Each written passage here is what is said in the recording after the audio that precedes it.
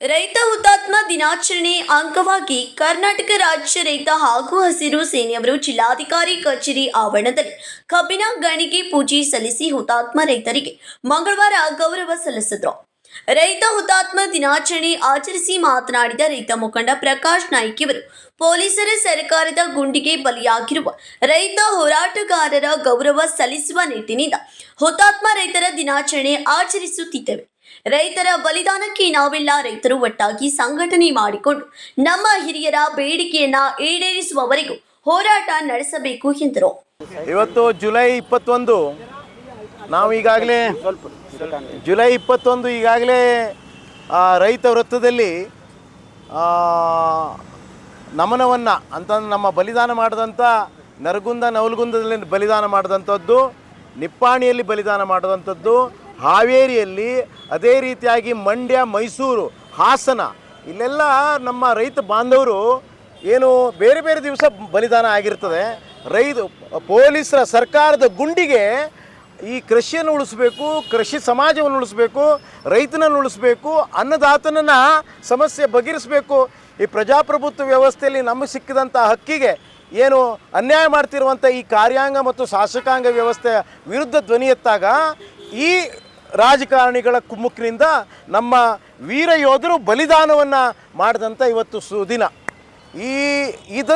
ಈ ಬಲಿದಾನ ನಮ್ಮ ಮುಂದಿನ ರೈತ ಪೀಳಿಗೆಗೆ ಅದೊಂದು ಪ್ರೇರಣೆಯಾಗಬೇಕು.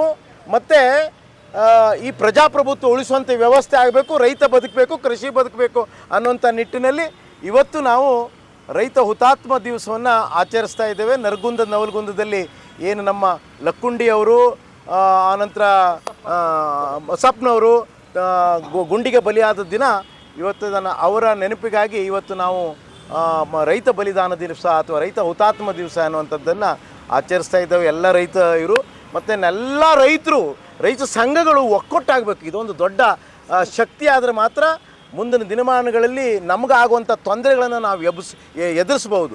ಪ್ರಜಾಪ್ರಭುತ್ವ ವ್ಯವಸ್ಥೆಯಲ್ಲಿ ನಾವು ಬಹುಸಂಖ್ಯಾತರಾದರೂ ಇವತ್ತು ಸಮಸ್ಯೆಗಳನ್ನು ಅನುಭವಿಸ್ತಾ ಇದ್ದೇವಲ್ಲ, ಇದು ದುರ್ದೈವ.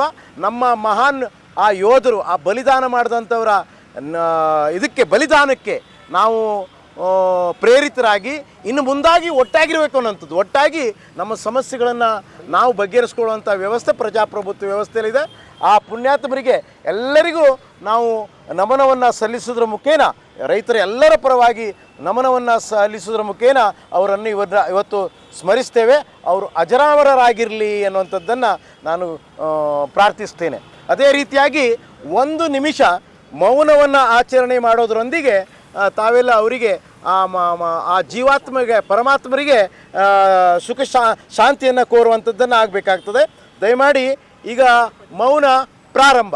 ರೈತ ಮುಖಂಡ ಅಪ್ಪ ಸಾಹೇಬ್ ದೇಸಾಯಿ ಮಾತನಾಡಿ, ನರಗುಂದ ನವಲಗುಂದದಲ್ಲಿ ರೈತರ ಬೇಡಿಕೆಗಾಗಿ ಹೋರಾಟ ನಡೆಸಿದ ವೇಳೆ ಅಂದಿದ್ದ ದಿವಂಗತ ಗುಂಡೂರಾವ್ ನೇತೃತ್ವದ ಸರ್ಕಾರ ಪೊಲೀಸರ ಮೂಲಕ ಗುಂಡಿನ ದಾಳಿ ನಡೆಸಿ ರೈತರ ಮೇಲೆ ಅಟ್ಟಹಾಸ ಮೆರೆದು 2 ರೈತರನ್ನ ಬಲಿ ಪಡೆದಿದ್ದು ಎಂದಿಗೂ ಮರೆಯುವ ಹಾಗಿಲ್ಲ.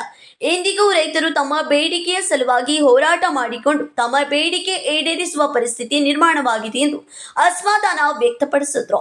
ರೈತರು ತಮ್ಮ ಬೇಡಿಕೆಗಾಗಿ 1980 ಜುಲೈ 21ರಂದು ಏನು ನವಲಗುಂದದಲ್ಲಿ ಏನು ತಮ್ಮ ಬೇಡಿಕೆಗಾಗಿ ಧರಣಿ ನಡೆಸಿದ್ರು, ಏನು ಬೇಡಿಕೆಗಾಗಿ ತಮ್ಮ ಒಂದು ಗಟ್ಟಿ ಮುಟ್ಟಾದ ಹೋರಾಟ ನಡೆಸಿದ್ರು. ಆ ಹೋರಾಟ ನಡೆಯುವಾಗ ಏನು ಪೊಲೀಸರು ಅವ್ರ ಮೇಲೆ ಗೋಲಿಬಾರು ಮಾಡಿದ್ರು.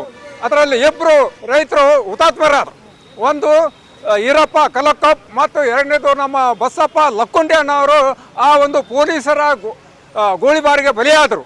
ಅವ್ರ ಬೇಡಿಕೆ ಏನಿತ್ತಪ್ಪ ಅಂತಂದ್ರೆ ಏನು ನಮ್ಮ ಇಂದಿನ ಬೇಡಿಕೆ ಏನದವ್ರಲ್ರಿ ಅವ್ಯಾವ ಬೇಡಿಕೆ ಇದ್ರು.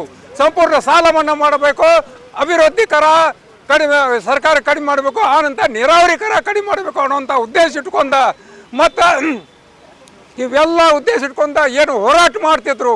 ಇಂಥ ಹೋರಾಟ ಮಾಡುವಾಗ ಏನು ಗುಂಡೂರಾವ್ ಸರ್ಕಾರ ಇತ್ತು, ಅವ್ರ ಮ್ಯಾಗ ಗೋಲಿಬಾರ ಮಾಡಕ್ಕೆ ಹತ್ತಿರು. ಭಾಳ ದೊಡ್ಡ ಅನ್ಯಾಯ ರೀ. 2 ರೈತರು ಅಷ್ಟೇ ಅಲ್ಲ, ಇಡೀ ನಮ್ಮ ಕರ್ನಾಟಕ ರೈತ ಕೋಕ ಒಂದು ಗೋಲಿಬಾರ ಮಾಡ್ದಂಗೆ ಆಯ್ತು.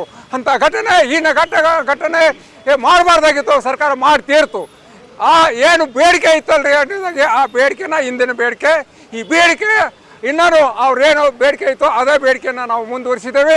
ಅವ್ರ ಬೇಡಿಕೆ ಪೂರ್ಣ ಆಗುವವರೆಗೆ ನಾವೆಲ್ಲ ರೈತರು ಮುಂದುವರಿಸ್ತೇವೆ ಹೋರಾಟ ಅಂತ ಅವ್ರ ಮ್ಯಾಗ ಪ್ರಮಾಣ ಮಾಡಿ ನಾವೆಲ್ಲ ಇಲ್ಲಿ ಬೇಡ್ಕೊಳ್ತಾ ಇದ್ದೇವೆ, ಕೇಳ್ಕೊತಾ ಇದ್ದೇವೆ. ಆನಂತರ ಅವರು ಸರ್ಕಾರ ಕೇಳಲಿಲ್ಲಪ್ಪ ಅಂದರೆ ಮತ್ತೆ ನರಗುಂದ ಅಂತ ಒಂದು ಪರಿಸ್ಥಿತಿ ಆಗುವಂಥ ಪರಿಸ್ಥಿತಿ ಬರುತ್ತೆ ಅಂತ ಸರ್ಕಾರಕ್ಕೆ ನಾವು ಎಚ್ಚರಿಕೆ ಕೊಡ್ತೇವೆ. ವಿವಿಧ ರೈತ ಸಂಘಟನೆಯ ಮುಖಂಡರು ಉಪಸ್ಥಿತರಿದ್ದರು. Raj Hiremath, KMM Kannada news, Belagavi.